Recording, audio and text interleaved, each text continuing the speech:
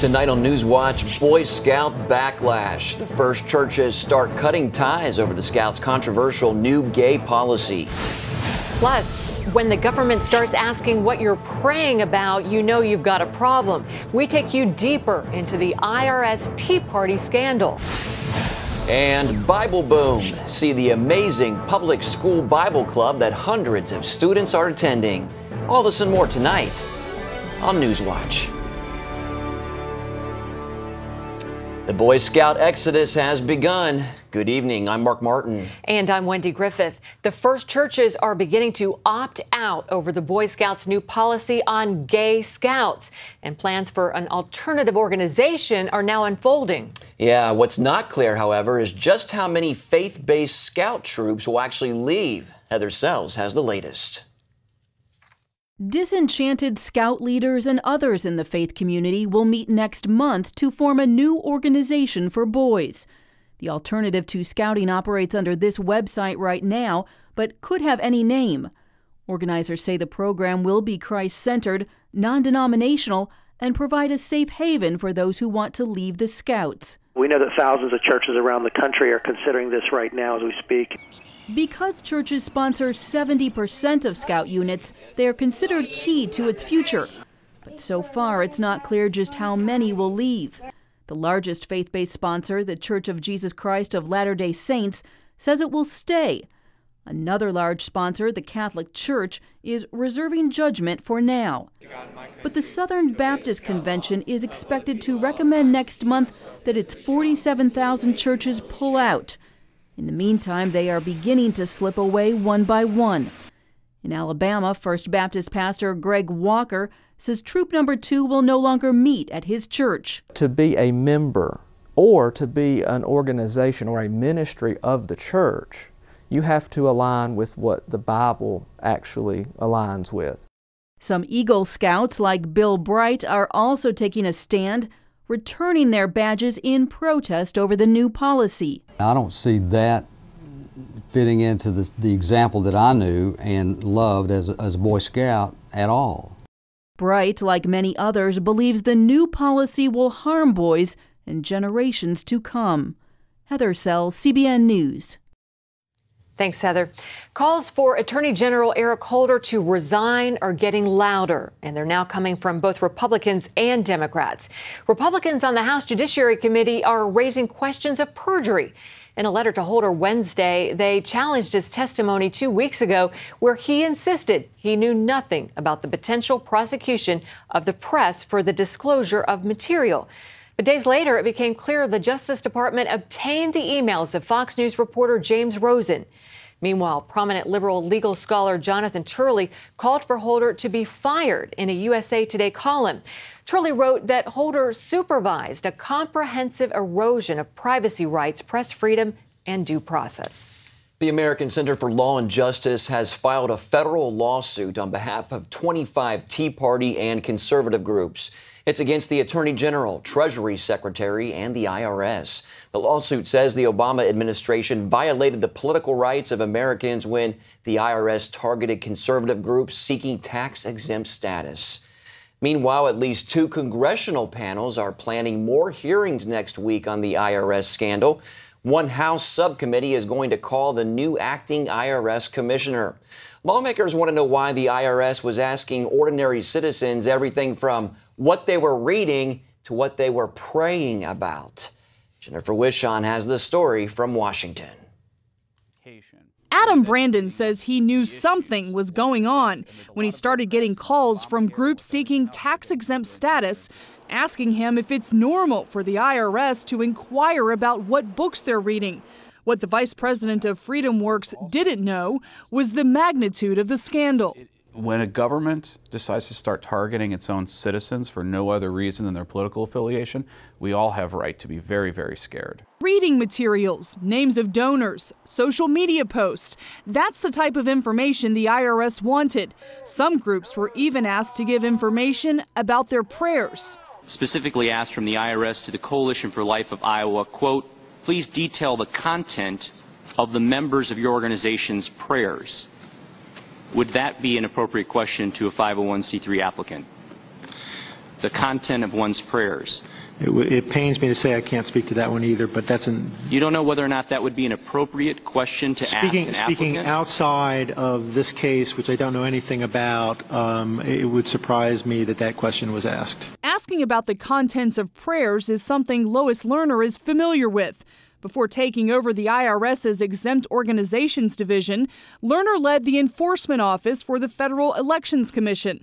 During her tenure, the FEC led a major controversial investigation of the Christian Coalition. Testimony reveals the FEC asked Lieutenant Colonel Oliver North whether or not he was aware Pat Robertson was praying for him. The Christian Coalition was cleared of any wrongdoing, and Lerner eventually got her job at the IRS. Now she's been put on leave with pay as the scandal is being investigated. Brandon says fear of being targeted by the IRS is making some conservatives who might get involved in politics ask themselves if it's worth it. If I stay active in my church, if I stay active in my Tea Party group, am I going to be targeted? Am I going to be singled out? It's very intimidating when the government is able to use the power of taxation to potentially target its adversaries. I've got no patience with it. I will not tolerate it. The White House is taking heat for its shifting story of who knew what when. The executive branch appeared to be taken off guard by the scandal, even though the IRS falls under the purview of Mr. Obama's Treasury Secretary. Now the big question is, who's responsible? Who ordered the IRS to target Tea Party and conservative groups? Critics find it hard to believe a problem this big is contained to one IRS office in Cincinnati. I would kind of sleep better at night if this was directed by someone in the White House or some agency, but I'm actually very fearful that this is just bureaucrats gone crazy. I think we're just starting to get into where this originated, who knew what, when, and I believe, like Watergate, this is probably going to be a scandal that's going to continue to drip, and we're going to learn more as time goes on. Jennifer Wishon, CBN News, Washington. To silence religious freedom is to silence the moral conscience of America. That's from the Reverend Samuel Rodriguez speaking at today's annual Religious Freedom Conference in Washington. Rodriguez is president of the Hispanic Evangelical Association, but today he spoke to people of all faiths. He's calling them to come together to build a firewall against unprecedented attempts by the government to violate religious liberty. He says recent actions by the IRS targeting Christian groups and the HHS birth control mandate are examples of the dangerous road America is traveling. I never would have believed in my generation that I would see this taking place. So silence is not an option. Today's complacency will lead to tomorrow's captivity. And religious freedom stands as the womb by which all the other liberties emerge and flourish. Reverend Rodriguez says Uncle Sam needs to be reminded that he may be our earthly uncle, but he is not and never will be our heavenly father. Amen to that. Well, Americans who buy their own health insurance could be in for a shock this fall. Many existing insurance policies could get canceled thanks to Obamacare. During the debate about his health care overhaul, President Obama had promised, quote, "If you like your health care plan, you'll be able to keep your health care plan, period. No one will take it away no matter what." But now state insurance regulators say that's not true. Many existing policies don't satisfy the basic demands of Obamacare. The National Association of Insurance Commissioners says many carriers plan to cancel policies and issue new ones because it's easier than changing existing plans. About 14 million Americans purchase their health policies individually. President Obama is expected to nominate a former Bush administration official as the next FBI director. James Comey was the #2 person at the Justice Department under Bush. Democrats like him because he opposed controversial wiretapping. Comey later became general counsel to a Connecticut-based hedge fund. So Republicans are expected to question him about how he would help the president prosecute Wall Street executives. The change at the FBI comes as the agency investigates the IRS over its targeting of Tea Party groups. Severe weather continues across much of the country. Today, the threat of damaging storms extends from Texas all the way to North Dakota, and forecasters warn the atmosphere is primed to produce violent tornadoes. After a wicked week of storms, still no let-up in the severe weather across the plains and the Midwest. The National Weather Service warning today that the greatest threat for tornadoes will be in Oklahoma and Missouri. Some of the same communities devastated by the storm that hit Oklahoma last week are once again in danger. I think it's coming our way. Hopefully we have a few hours before it gets here. Forecasters say the storms are developing ahead of a cold front. The clash between the cool air and the warm, humid air already over much of the Midwest creates an environment ripe for tornadoes. It also brings lots of rain and massive flooding. Iowa has seen the worst. Record high water levels have already been reached on several rivers in the state. But there's also flooding up and down the Mississippi as rain swells the mighty river. The water is rising in unexpected places as water rushes through Chicago neighborhoods after a major storm. This burst of water broke through the doors of an Illinois college. The storm front is expected to move east over the weekend, but parts of New York and New England are already experiencing severe weather. Every car pulled over and put their hazards on. It's definitely in no condition to be driving out at this point. Strong winds brought down trees in Rotterdam, New York, damaging homes, cars, and bringing down power lines. Charlene Israel, CBN News. Coming up, the me generation. Are millennials really lazy, entitled, narcissistic, or do they just get a bad rap? For the happy days when he said everyone gets health insurance. But now, Congress says 7 million Americans will lose their health insurance, and your insurance rates could increase by 200%. Some health plans even get hit with a 40% tax and over $700 billion in Medicare cuts. So now we're really sad. But you can be happy again by getting the Obamacare Survival Guide. It's already a #1 New York Times bestseller, and over 500,000 Americans have gotten a copy. Newsmax says it's the best guide to the new law. You can get your copy at Obamacare911.com. It gives you the tips, strategies, and loopholes you need to know. Get your copy of the Obamacare Survival Guide at stores everywhere for $19.95, or get the internet-only offer of just $4.95 and save $15. Go to Obamacare911.com to claim your copy now. In 2008, my husband Gary departed for heaven. I was still grieving. And then to find out I had cancer, I began praying, God, how do I do this? Where do I do this? Cancer Treatment Centers of America was the place. Dr. Neelam outlined a plan that would take care of my mind and my body, and she prayed with me. For Bible-believing Christians, we're able to pray with them in a much deeper way as they begin to really rely upon their faith.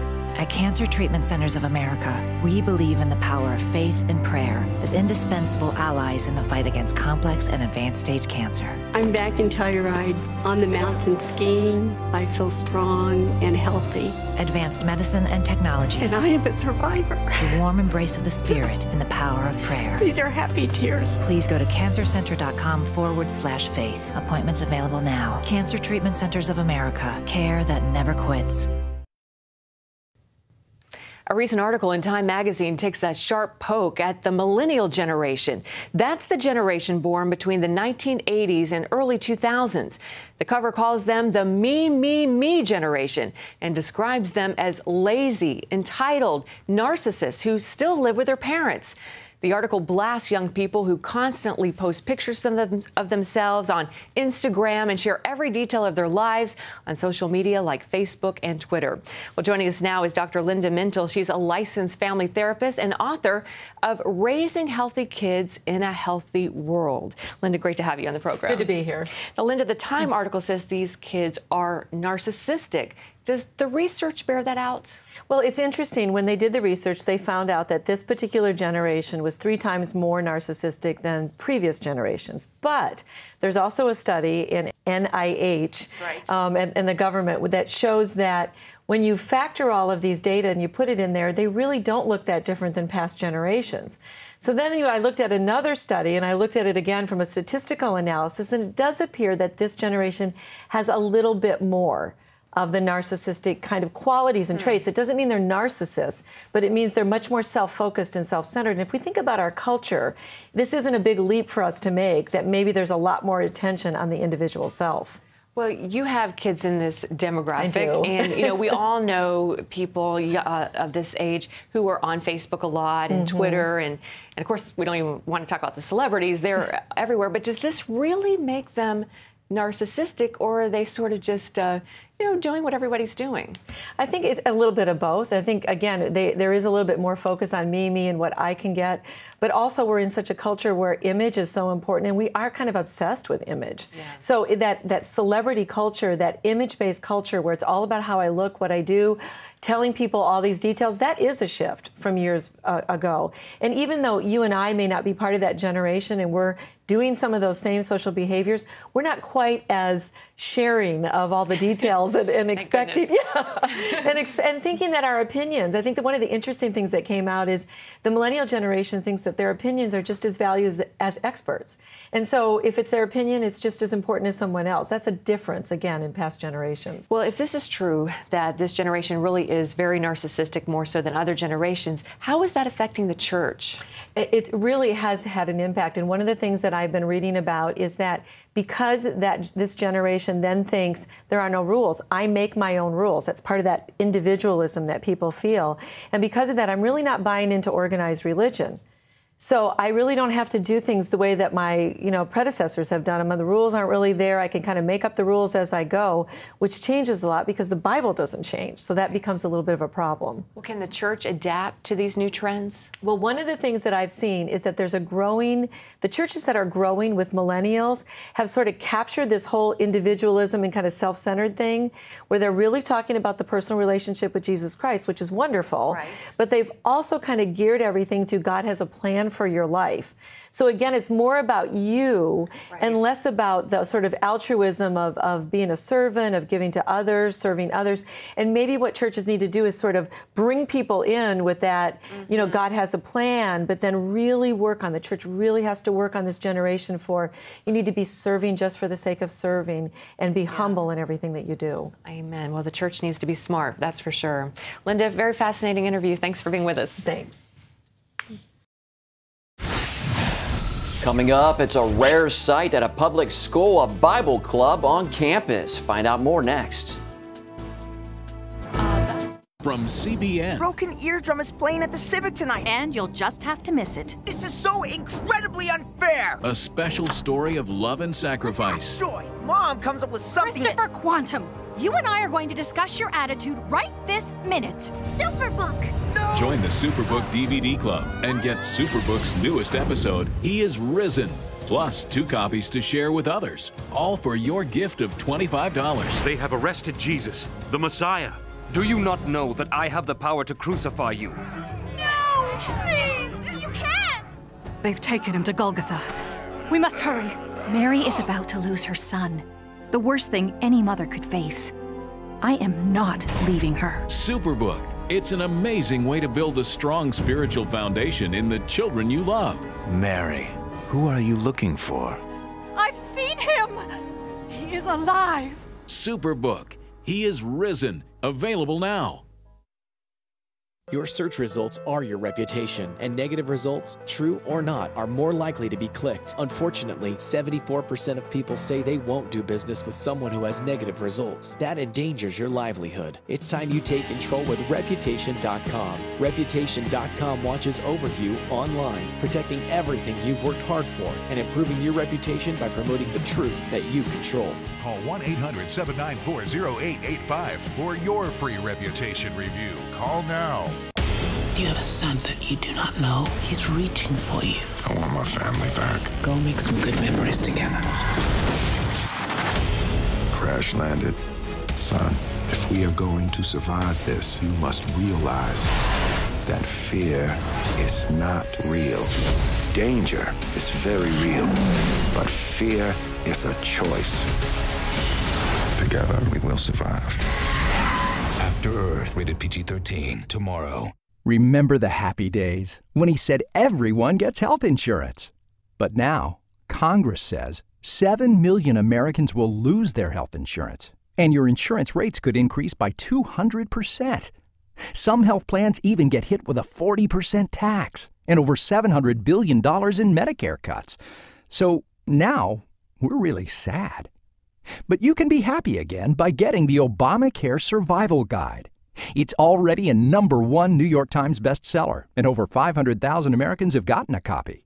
Newsmax says it's the best guide to the new law. You can get your copy at Obamacare911.com. It gives you the tips, strategies, and loopholes you need to know. Get your copy of the Obamacare Survival Guide at stores everywhere for $19.95, or get the internet-only offer of just $4.95 and save $15. Go to Obamacare911.com to claim your copy now. Welcome back. In Mobile, Alabama, the city council blocked the expansion of an Islamic center. Opponents call the move a case of religious discrimination, but council members say the decision was made because of parking and traffic, not theology. The center is located near the University of South Alabama, already a congested area. The president of the Islamic Center plans to seek legal help to appeal the city council's decision. Imagine a Bible club in a public school that's so popular, more than half the students attend its meetings. Wow. CBN News first reported on this amazing story in Pennsylvania 2 years ago. Now, as Paul Strand tells us, its impact has reached around the world. Each Monday in the middle of the school day, more than half of Red Bank Valley High's 600 students head to Bible Club. That makes it the largest of its kind in the world. They put on an annual open house here in New Bethlehem, Pennsylvania, that showcases their wild skits, zany antics, and boisterous worship. It's attracted up to 1,000 people at once. These students carry their Bibles in the hallways, openly share the gospel, and now they're inspiring kids around the country and beyond. CBN News first covered Red Bank's club 2 years ago after a viewer sent an email about its success. We made that video clip and everything, and we've got all kinds of responses from that. Bible Club President Doug Gundlach says it kicked off a cavalcade of inquiries and invitations. That has sparked interest all over the world, really. They even had to elect their own public relations officer to handle it all. A lot of things have happened. We've had a lot of outreach projects, as well as people contacting us to see how things are done. A major spark came from Maggie McCauley's testimony of being just 14 years old at a Bible Club meeting where she led some 4 dozen students to pray for salvation. Accepting Christ in front of all their peers during the school day, that doesn't happen anywhere else. Today, Maggie says it may have been even more than 4 dozen. Like, I'm sitting there counting, I'm like, oh my gosh, I can't believe it, 48 kids. And there could have been more, but I had to quit counting so I could pray. Treasurer Elena Kunzelman believes their TV story led to a miracle connection. After we were on 700 Club last time, a club from California, Rosamond High School, they're a Bible club. They got in touch with us, said they saw our interview, which was really cool, I thought. I mean, they're the whole way across the country. Then the Rosamond students shared that they needed exactly 25 Bibles, and that's exactly what the Red Bank students prayed for. Not even a week later, someone dropped off 25 Bibles in our office, which was the exact number of Bibles that they needed. The donor had no idea he was fulfilling to a T the prayer for 25 Bibles. They were just laying around his office, he said. Elena keeps the thank you card signed by a couple of dozen grateful Rosamond students who received the Bibles. So, I mean, that's definitely a God thing. After hearing about Red Bank's Bible Club, Travis Deans of Teens for Christ began to spread the word. A part of my excitement is to share what's happening here with other clubs and just to say, look what God could do in your school. Dean shared the story on his website, 9monthmissiontrip.com, which is aimed right at kids in school. We want to challenge students, particularly Christian students, to think of their school as a mission trip, that God has put them there for a purpose and a reason, and God wants to use them to share his love with their friends. A ministry that wants to assist setting up a network of 30 or 40 Bible clubs throughout New York City schools sent observers to Red Bank. They wanted to organize a Bible club that would bring in kids from all 5 boroughs in New York City, and they came to us for help. And the Red Bankers have become missionaries in their own way. We went to a youth convention in Denver, and we did a program there. The club's advisor, teacher Joe Harmon, evangelizes for the club's methods as well, traveling to other Pennsylvania towns when asked. I asked Joe to come down to the youth group and speak to them, and some of our other youth leaders were there, and it just set the kids on fire. That's what these red bankers want to do everywhere. Set students on fire for God and let them know it's completely constitutional to live out their faith anywhere. There's no law that says kids can't carry a Bible in school, read in school, pray in school. There's nothing like that. And Dean says kids have every reason to be proud of their God. I mean, let's face it, God is cool. I mean, God is awesome. Many Americans may think the Supreme Court threw prayer and the Bible out of public schools back in the 1960s. But as kids here are showing their nation, as long as you're a student, you can have as much prayer, Bible, and God in your school as you want. And it can be pretty cool. Paul Strand, CBN News, reporting from Red Bank Valley High School. Ow, my feet hurt. My feet hurt, your feet hurt. White hot pain, I wanna cry. Is there anything I can try? Why, yes. Introducing Strut Soul Angels, the human shock absorber that helps alleviate foot pain. The first 10 steps in the morning to the bathroom were excruciating. Within 3 days after I put Struts on, it's been such a relief. Slipped it on and almost immediately I felt a support, kind of like a pillow underneath my arches. The Struts Soul Angel provides a great amount of relief and support throughout the course of the day, providing shock absorption and relief of pain. On your feet without proper support can be painful. Strut Soul Angels promotes better balance, control, and body alignment. Standing in your heels all day is painful, but slip on Struts and you'll enjoy comfort and support 24/7. Struts is so versatile, you'll wear them in every shoe you own, even barefoot. I'm on my feet all the time. I teach 11 and 12-year-olds. The pain was so much that I knew I had to do something. And with the Struts, I can do my job and enjoy my job. I usually am on my feet from 8 to 12 hours a day. When I wear my Struts, it's like giving my feet a hug all day. It's life-changing. I wear them from the minute I get up to the minute I go to bed. Why pay $400 for custom orthotics? Now get Strut Soul Angels for just $10. You also get Miracle Foot Repair Cream, absolutely free. Use it to help relieve dry, calloused feet overnight. But wait, call right now and we'll double the offer free. Just pay separate processing and handling. Plus, you get a 100% money-back guarantee. If not completely delighted, send it back. But keep the foot cream as our gift just for trying. You get it all. A $70 value for just $10. Oh, yes! Love my Struts, love my Struts. The best thing since sliced bread. They heal pain from toes to head. Get yours now, your doctor said. Struts, be nice to your feet. Call now. Call 1-800-787-1580 and get your Struts and Miracle Foot Repair for just $10 and we'll double the offer. That's 1-800-787-1580 or visit getstruts.com. Well, Memorial Day is past, but it's never too late to honor and celebrate our troops. That's right. Recently, a World War II pilot got to relive some special memories 69 years later. 93-year-old Chester Bowers flew 35 missions over Europe in his B-17 bomber during World War II. Now, 69 years later, he got to fly in a B-17 bomber once again. Only this time it was more meaningful because his grandson came along. Bowers says the experience brought back some heavy emotions. Warmth, and I feel like missing the crew. We were like brothers, pretty tight bond, because we lived through some pretty terrific experiences and some dull experiences. During the war, the sight of the B-17 bombers was a sign that things were turning in the Allies' favor. All of Bowers' missions took place between March and June of 1944, including 2 on D-Day. Wow.